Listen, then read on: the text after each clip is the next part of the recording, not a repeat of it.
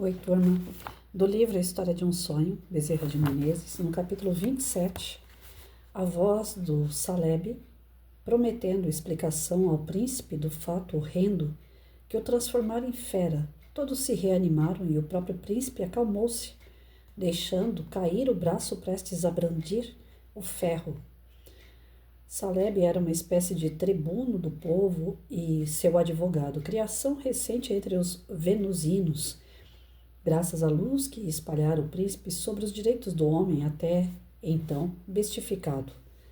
Não há em todo este povo, disse Saleb, um coração que não te ame, príncipe, como a flor dos campos ama o orvalho da noite. Teu desaparecimento foi a desolação de toda a gente, que já te devia consciência de si e esperava de ti, mais do que a vida esperava a liberdade. Na consternação geral, sem poder explicar tão inaudito fato, 2 homens nessa cidade, Jaor e Hant. Os meus cruéis inimigos, bradou o príncipe. Ninguém o sabia e por isso todos acreditaram neles. O que disseram? O que disseram esses miseráveis aos quais, pelas cinzas da minha mulher, jurei arrancar pelas costas o coração? Disseram que teu pai, premeditando reduzir-nos ao antigo estado de aviltamento, te havia mandado assassinar e enterrar o corpo, onde ninguém o pudesse descobrir. Te havia poupado do suplício em público por temer um levante da massa popular e recorrer ao assassinato por julgar impossível atribuir-lhe qualquer mal, depois da clemência com que te tratou. Mas eles, encarregados da execução, recusaram-se, tendo, entretanto, a ciência danado plano.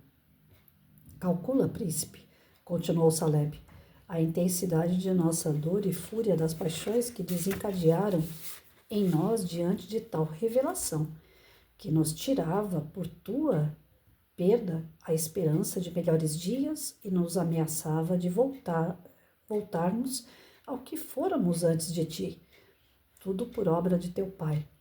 A consciência que nos deste a de sermos homens revoltou-se em cada um de nós contra o monstro assassino de seu próprio filho.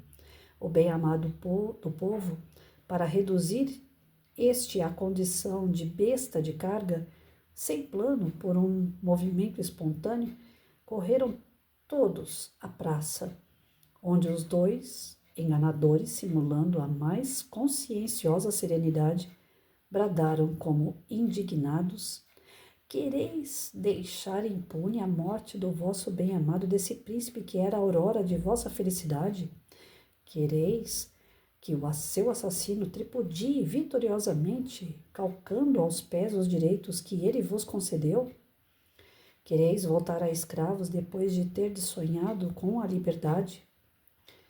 Fui eu quem falou por todos, disse o Saleb, perguntando-lhes o que fazer, ao que responderam: correr à casa do assassino e esmagá-lo, e depois escolher para o nosso chefe quem nos tenha salvado da ignomínia e seja capaz de sustentar a obra do nosso príncipe, como o estampido medonho de trovão que abre espaço à horrorosa tempestade à massa humana, ali reunida, prorrompeu em brados.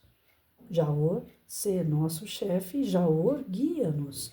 A vingança do nosso amado príncipe, a salvação dos nossos sagrados direitos de homens, e sem hesitação, mas com a sanha de animais sedentos, correram todos seguindo Jaor até que, onde o perverso, depois de abatido teu pai, o esquartejou, assim como estás vendo, e tomou as insígnias de chefe. Se tivesses chegado 10 minutos mais cedo, ter-se-ia descoberto o embuste e evitado tão grande mal. E o bandido? O que é feito dele? Roubou minha mulher amada e cortou barbaramente a vida ao amado pai. Um ruído como de tropel de grande número de cavaleiros fez-se ouvir da parte externa do recinto, e brados de maldição e de ameaças encheram o espaço. A multidão que ali estava arrancou-se em disparada para o sítio de onde vinha aquele rumor, inclusive o príncipe, que pressentiu alguma coisa de grave acontecendo lá fora.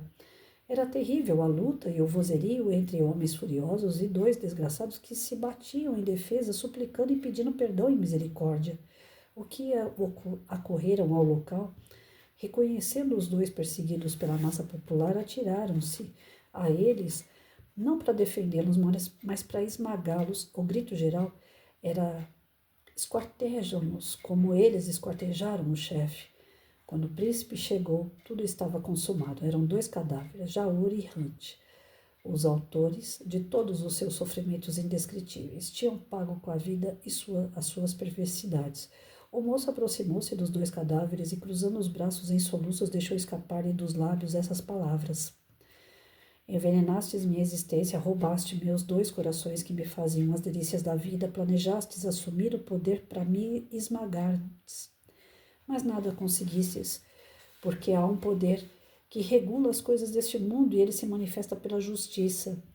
Jurei vingar a morte da minha adorada mulher e agora a do meu idolatrado pai. Contudo, outros fizeram por mim a obra da minha vingança e confesso minha fraqueza. Tenho pena de vossas misérias. Vês, meu filho, disse-me Bartolomeu dos Mártires, vês como a fuga do teu perseguidor e a influência do teu anjo da guarda trouxeram-te aos sentimentos naturais?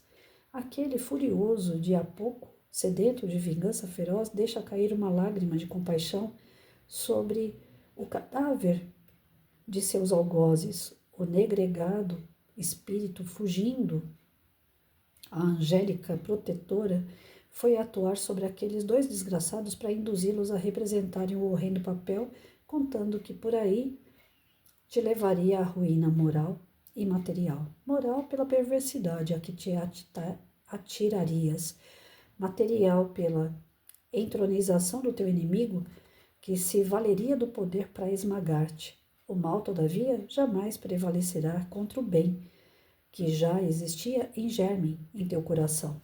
E o plano infernal esbarrou-se, como estás vendo. Deus, então, foi quem determinou que se deu aquele sanguinolento desfecho. Deus não determina o mal, meu filho, em caso algum, mas também não permite que a lei da eterna justiça seja calcada.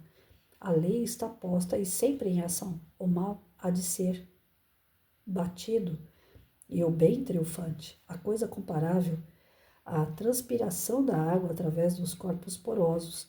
O livre-arbítrio representa grande papel nessa questão.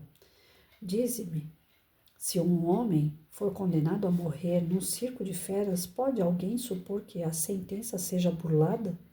No entanto, não se designa a fera que o há de matar. O que viste foi o cumprimento da sentença divina em um circo de feras humanas. Eita, que essa semana eu estudei bastante sobre isso. Livre-arbítrio, né? Todas as nossas escolhas geram atitudes e as atitudes geram consequências. Então, o que acontece aqui? Bezerra, que até então lá em Vênus era o príncipe, ele tinha o germe da bondade dentro dele. Por mais que ele amasse a mulher e o seu pai, eles tinham lá alguma dívida com a justiça divina, onde eles foram atacados pelos algozes do Bezerra, que era o príncipe. Esses que queriam o fim do príncipe, eles queriam tomar o trono do príncipe. Para isso, eles causaram maldade não diretamente ao príncipe, mas àqueles a quem ele amava. A gente vê isso quando nós estamos encarnados. É um exemplo e tanto que nós trazemos para a nossa vida. Qual de nós nunca já perdeu a paciência do nada, já ficou irritado de uma hora para outra, já quis desistir de alguns projetos, ficou desanimado no meio do caminho, fica esperando algo acontecer, não acontece e fica frustrado? Qual de nós não tem sentimentos ruins sem algum tipo de explicação? E isso são ataques das trevas, são ataques daqueles que, geralmente são ataques daqueles que não querem ver a nossa felicidade. Então, eles causam situações em nossa volta que nos atacam. Eles não atacam diretamente, eles não têm como matar a gente, eles não têm como acabar com a nossa vida. Mas eles acabam aos poucos. Eles têm como ficar intuindo pessoas em volta para tirar a gente do sério. Eles têm como intuir pessoas em volta para deixar a gente frustrado com algumas atitudes, criar situações de conflito, de dor, através daquilo que está no nosso lado, que é mais fraco até do que nós. Naquele livro Aconteceu na Casa Espírita, ele fala muito sobre isso. Os ataques espirituais que ocorrem jamais acontecem diretamente àqueles que eles desejam, porque aqueles que eles desejam certamente estão mudando de comportamento, estão se tornando pessoas melhores. E aqueles que estão no plano espiritual, que já foram nossos inimigos, eles não aceitam, porque se a gente ficar bom e eles continuam ruins, o nosso padrão vibratório muda em relação a eles. E certamente eles não vão poder chegar perto de nós. Então eles vão procurar quem? Quem está próximo de nós, que tem um padrão vibratório semelhante ao deles. Através dessas pessoas que estão em nossa volta ou situações, eles movimentam a energia e a gente cai na cilada. Toda vez que vier uma irritação do nada, se vigia. Por isso que Jesus dizia, orai e vigiai. Neste caso aqui, eles tentaram acertar o Bezerra, que era o príncipe, através do seu pai e da sua esposa, da pessoa que ele amava, das pessoas que ele amava. Ali, ele mesmo tendo o germe da bondade, ele começava a criar aquela certa ira. E o inimigo queria que ele fosse irado, que ele fosse cheio de raiva, de ódio, para poder puxar ele novamente. Então, toda vez que vocês estiverem percebendo qualquer tipo de mudança de humor, de mudança de sentimento, de pensamento negativo, faça uma oração, se liga com Deus. Porque quando a nossa sintonia está ligada ao plano maior, nós temos a proteção divina através do nosso anjo de guarda, nossos ancestrais, espíritos benevolentes que estão em nossa volta e não vão deixar os ataques acontecerem. Quando os ataques, volto a repetir, não ocorrem com a gente, vai ter esses ataques em volta. Se vigiem para não se deixar levar. E é da justiça de Deus que todo bem que a gente planta, nós vamos receber. E também é da justiça de Deus que todo mal que a gente planta, a gente também vai receber. Tanto é que esses dois inimigos em Vênus, tentando fazer o mal ao príncipe, que era o Bezerra, através das pessoas que ele amava, acabaram sendo mortos pela própria população, a quem eles queriam enganar, a quem eles queriam levar o ódio no coração para se voltar contra o príncipe, que era o Bezerra. Então, gente, vamos trazer isso para o nosso dia a dia. Toda ação traz todo pensamento, toda escolha traz uma atitude. A atitude traz consequências. Qual é o tipo de pensamento e sentimento que vocês estão tendo? Qual é o tipo de atitude que vocês estão tendo? Para que lado vocês estão indo? Porque é ali, naquele lado da sua escolha, que vai vir aquilo que você merece perante a justiça de Deus.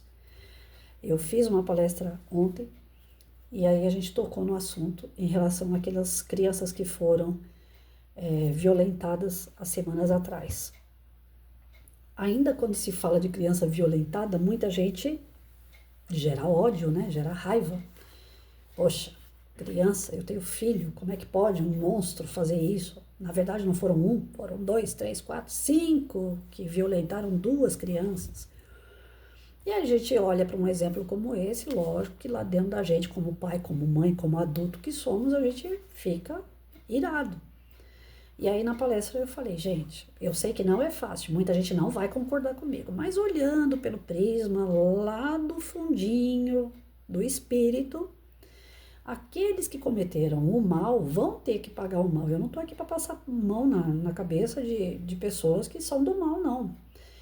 Mas certamente são espíritos que talvez sejam lá da época das cavernas ainda, que estão dentro desses corpos. Porque não é que a gente está num planeta de prova e expiação que não existam seres ainda bem atrasados moralmente, primitivos, que vêm se espelhar através de novos comportamentos, uma mudança comportamental também, moral. Só que não estão conseguindo, estão sucumbindo e cometendo atrocidade. E assim como cometem atrocidade, e para nós encarnados dá nome de problema mental, ele tem autismo, ele tem isso, ele tem aquilo, cada um recebe um nome, né? Eu tenho a poliomielite, então quer dizer, cada um tem uma comorbidade, cada um tem uma desculpa com nome, mas na verdade o que a gente tem por fora é o que a gente tem por dentro. É o que o nosso espírito tem.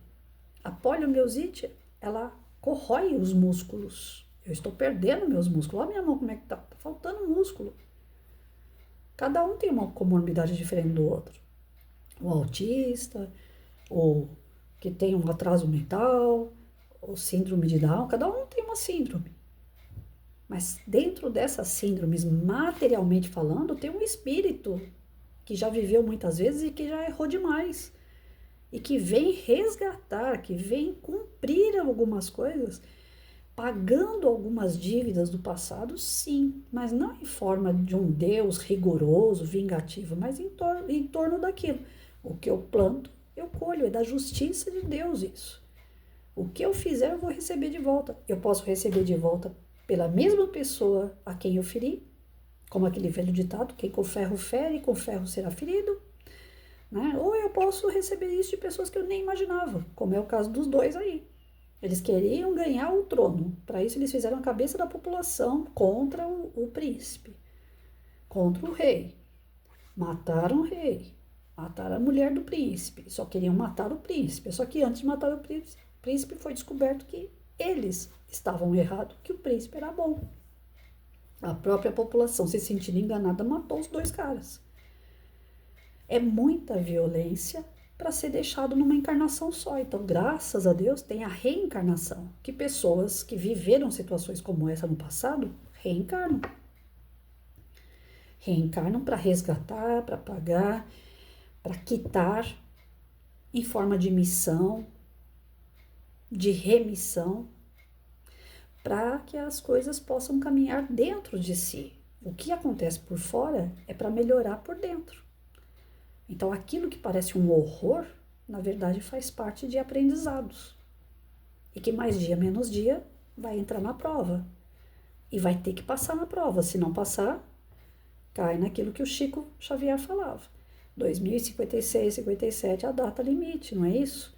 Nós estamos num processo de planeta de prova e expiação para regeneração. Espíritos mais atrasados que não conseguem se desenvolver, como é o caso desses meninos, eles vão para Quiron, eles vão para planetas bem mais atrasados. E vai sendo limpo o nosso planeta desses espíritos mais violentos, mais selvagens, eles vão sendo retirados e colocando num lugar onde o planeta também é selvagem. E começar do zero. Não começar do zero moralmente, não começar do zero intelectualmente. Ali o que ganhou, ganhou, é deles. Não se perde o conhecimento adquirido. Não se perde a moral adquirida. Porém, a situação em volta é começar do zero, é fazer fogueirinha de novo. Pensa. Aqueles que são selvagens vão se achar no ambiente natural deles e vão ter que lutar para desenvolver a sua moral e o seu intelecto novamente, junto aos outros mais atrasados, porque teve junto com aqueles que estavam um pouquinho mais adiantados e não aceitaram a ajuda.